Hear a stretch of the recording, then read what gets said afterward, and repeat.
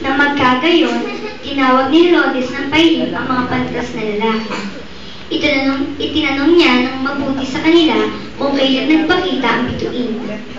At pinapunta niya sila sa Bethlehem. Sinabi niya,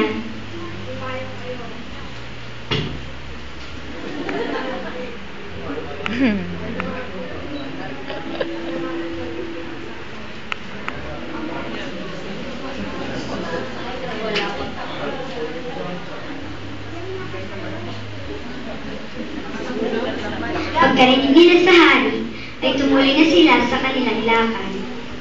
Narito ang bituin na kanilang nakita sa silangan ay namuna sa kanila.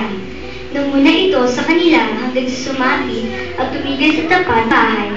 Nakita nila ang bata, kasama ang kanyang inang si Maria. Sila ay nagpatira pa at sinamba ang bata.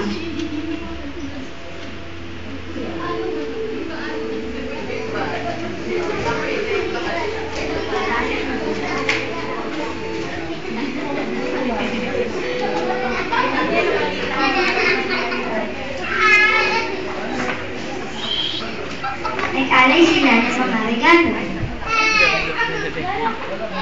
Ang dilim eh.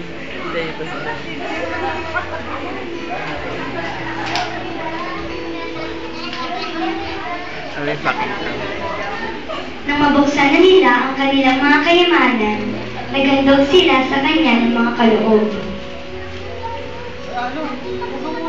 Ang mga ito ay tintog, kamangyan at mira.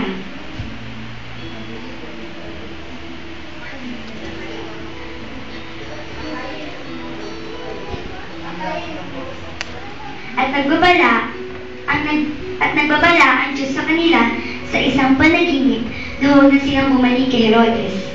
Kaya sila ay nag-iba ng daan pauwi sa kanilang sariling lupain.